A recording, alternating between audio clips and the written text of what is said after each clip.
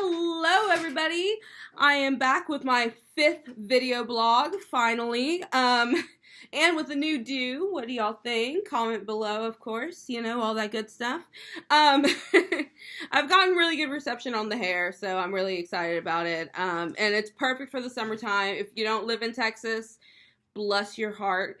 The summers are cruel, so this is going to be great for that. Today I want to talk about something a bit more serious than my previous vlogs. We've done slumber parties, makeup tutorials, all that fun stuff on my blog before. And today I want to introduce my mother, Lisa, into the picture. And we are going to be talking about the topic of suicide awareness. Now, don't stop the video. It's not going to be a depressing video. At least we're going to try to keep it as lighthearted as possible. We're going to try to keep everything going in a positive direction, despite this being a very cruel and dark topic. So, why are we talking about this today? Well, most unfortunately, my family and I had to go to a funeral the other day and pay our respects to a dear friend's son who had committed suicide, and he was around my age, very young, and it was the most horrible experience I have ever experienced, because there's a thing on the internet that says the younger you are, the more flowers will be at your funeral. It's so true. There were so many people there to pay their respects, which is great, but it makes me think it was too soon.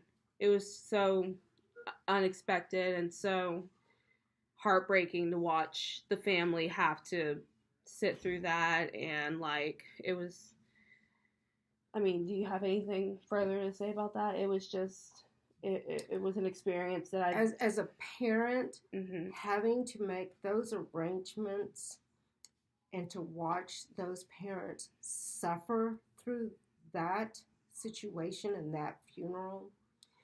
It's one thing when your child is sick and you lose them to a physical illness, a medical illness. And don't get me wrong, mental illness is an illness. It is a medical illness that requires treatment every day. But to lose your child at their own hands because they stopped fighting, no parent should ever have to bury their own child because they gave up on themselves. And it's so much more than that as well. I'm not, denying what you're saying is true, because it is true. It's awful. The whole thing is awful.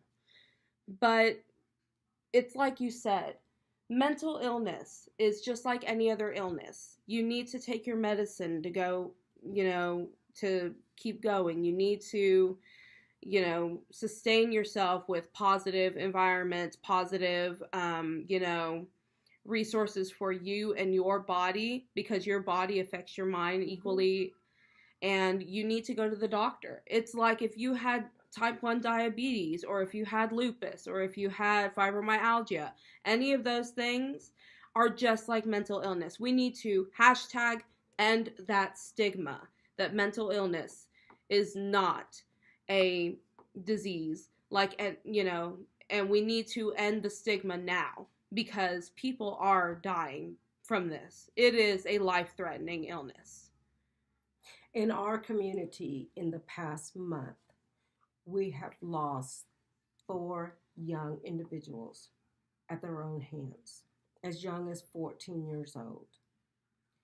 There is no justification for a child to lose their battle to depression. We as a society have the means and the resources. We just need to program them in the right direction. Yes, cancer is horrible. Yes, diabetes is horrible. Yes, these other medical illnesses are horrible, but we need to put the funds and resources into mental illness. Yes. We, especially in the state of Texas, we are ranked last for any kind of funds, any kind of resources going to mental illnesses. And there's no reason why any human being should have to suffer that agony. We spend trillions of dollars on pain meds so people don't have to suffer physical pain. Let's spend trillions of dollars on psychiatric care, therapy, resources, research, so people don't have to suffer that mental anguish. Did you know, Segway, did you know that I saw a commercial at the movie theater for intensive shock therapy for depression treatment? We're literally going backwards to medieval times with our treatment of mental illness. Yeah. Intensive shock therapy does not help. It has been proven and written upon, and it just made me so mad to see that advertised in a movie theater. I was like, are you kidding me? Oh, okay, yeah, segue over. But yeah, I don't ever want to go to another funeral like that in my life. I don't ever want to see another pastor have to tell these poor, suffering individuals that have loved and cherished this human being and then lost him so suddenly that it's going to be okay, because they will never get over this. Never.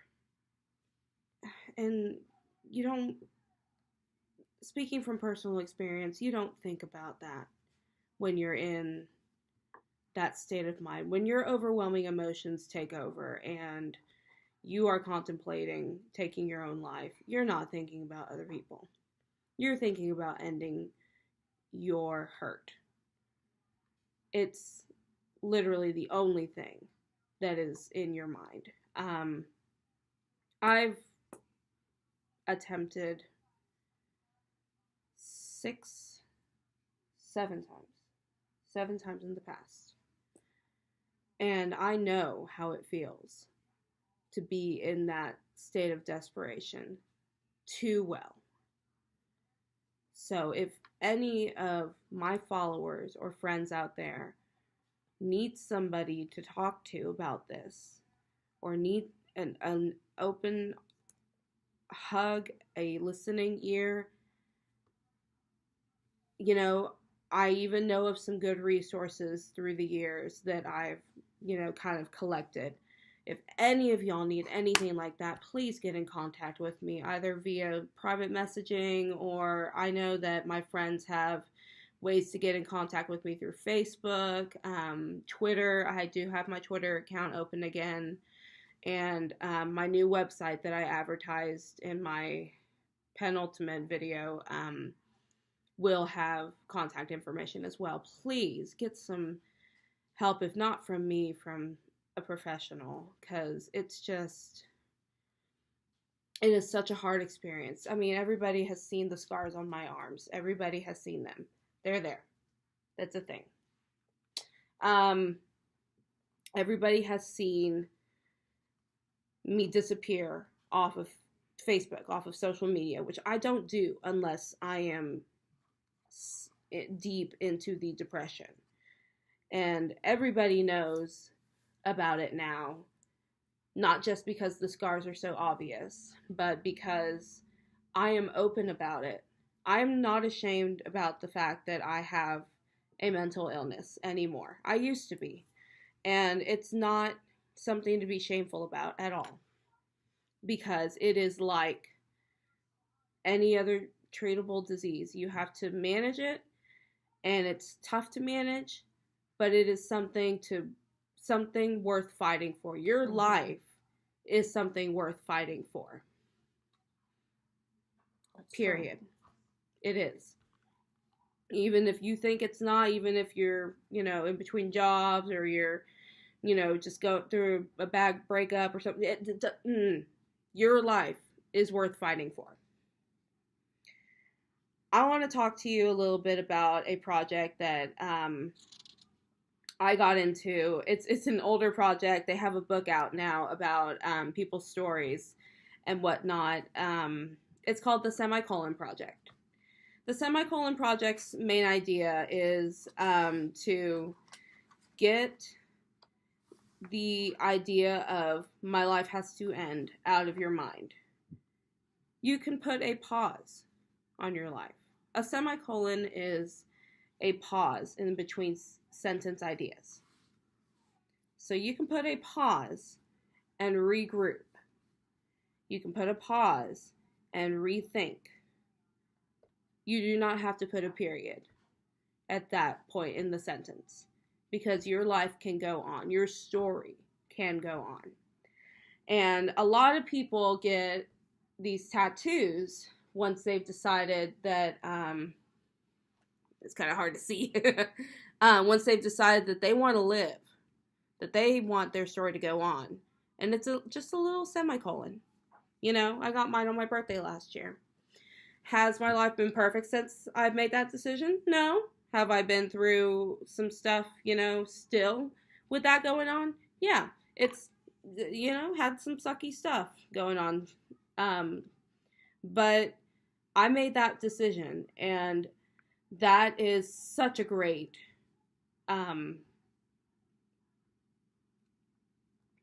what's the word I'm looking for? Icon, symbol. Symbol to continue. Thank you. To continue on with your life.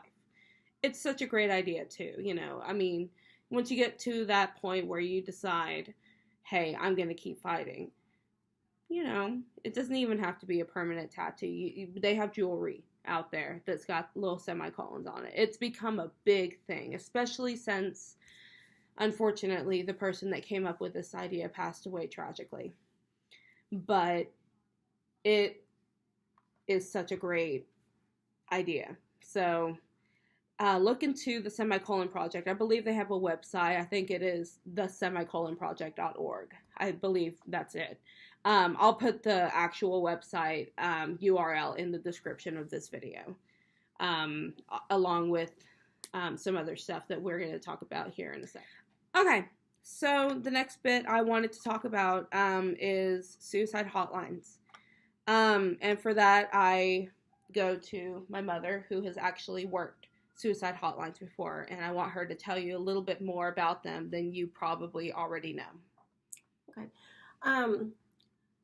Well, one thing I want people to know is that, yes, there are dedicated suicide hotlines set up in this country just for suicide when you get to that point that you feel you can't go on anymore. But also the domestic violence hotline, the rape crisis hotline, the majority of our crisis hotlines in the country are set up to help in suicide intervention. We are trained therapists, social workers, volunteers to help with the entire gamut of crisis. My main experience was with domestic violence hotline, and I've had several calls that came in through the domestic hotline, and they were actually suicide calls. But what mattered was that those people picked up the phone and got the help they needed, and I was there. I helped to talk them down. I helped to get them to a place where they were safe, and where then more permanent professionals and the personnel that needed to assist them could get to them. But at the time that they made the call, they were right at the cusp of making that final decision to end it all. And so I was very thankful and thanked God that they made that call.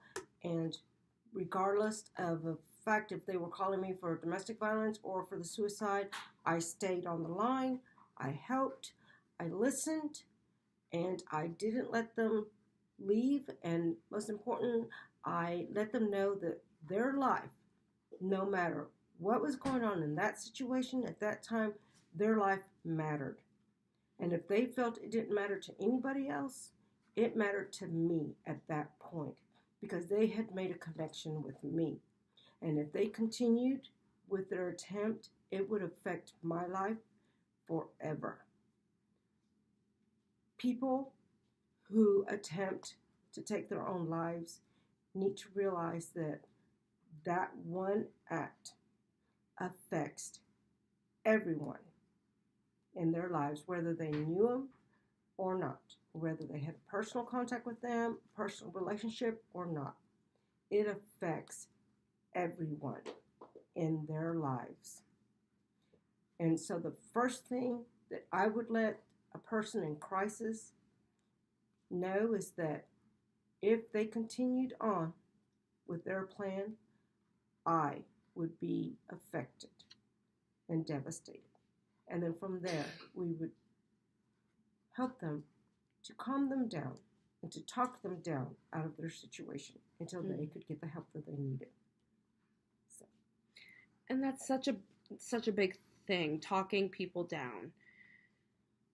If you are a person with overwhelming emotions, you know what the whole talking down thing. I'm currently going through the dialectical behavioral analysis workbook, and it's very interesting. In the first chapter, they talk about self-soothing, and that's a big part of talking down because the initial thing that you want to do when you're in pain is to get yourself out of that mindset that, hey, this is never going to end. I should end it now. You got to get yourself out of that mindset. And self-soothing can be anything from just kind of, hugging yourself, It's very interesting. I would definitely look it up. More on the subject of suicide hotlines. There's the National Suicide Hotline. I'm sure your region of wherever you are has a suicide hotline. We're in an age where you can Google it. Even if you type the word suicide into Google will pop up and say, hey, are you okay? And they will give you numbers that you can call. It's that nice of a, thing. Even Tumblr does that. If you type in something kind of triggery in there, they're like, are you okay? We're here to help. Series on the AT&T phones. Mm-hmm. The Siri and Google, Amazon, everything is all anti-suicide now. So it's all going to be helpful to you. That being said, if there's anybody out there that has needed this service but has phone anxiety, yeah, that's a thing. It's like, I for the longest time, and still to this day, I can't pick up the phone and call a stranger. Are you kidding me? It's a big thing. It's like when you're ordering food and you repeat the order over and over again in your mind, and then you get up to the cashier and you're like, I want this picture. What's it called again? It's the same thing. That anxiety is so real. So now they have texting hotlines, which has been a lifesaver to me and to so many people that I've talked to that have used them before. All of which I will put at the end of this video and in the description. There's 2 that I've used before that have both been very good and that are both run by trained professionals. One of them is called Text for Life, the number 4 Life, and then the other one is Crisis Hotline. And all you have to do is text them help, and they will be with you. You get 160 characters. You can send multiple messages at a time, and you are on the phone as long as you need to be. And the great thing about this is, I'm not trying to say keep it from your mom or keep it from your dad or anything like that, but I am trying to say if you want to keep this conversation private, you don't want to be on the phone and be like, hey, I'm trying to kill myself. Yeah, no, I understand that. What you want to do is put your phone on a vibrate mode, and then you can have this texting conversation with this professional and calm yourself down, and then go talk to people in your circle of trust that can help you further. That is a perfect way for young people, especially, young teenagers that, texting is their first go-to. They don't make phone calls or anything like that. That's the perfect resource. So definitely going to put that in the description for you. I cannot stop saying good things about, especially Crisis Hotline. It's really helped me.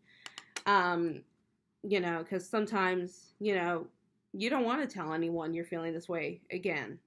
Sometimes it's really hard, but that's the first thing you need to do is talk to someone. So take the initiative and for your life, take the initiative for your life and do something about it if you are feeling this way with overwhelming emotions or ideations about suicide. Anything further you have to say? No. We're good. We're good? Mm-hmm. To end on a happy note, I am almost done with my album. You can find demos on my website. I will be posting those later on today. The ones I haven't posted yet. I've got 2 songs, just 2 that I need to record demos of, and then it's done. Yay. So, love hurts, yay. But yeah, it's going to be good, and I can't wait to get in the studio and start doing real stuff, and then it will be available on iTunes, Google Play, and Amazon once it's done. Alrighty. I will post all those resources, and I love you all, and thank you for listening. Peace out. And thank you, Mom, for... Of course. Love you. Love you too. I'm very lucky to have this woman. All right. Goodbye, everyone. Bye.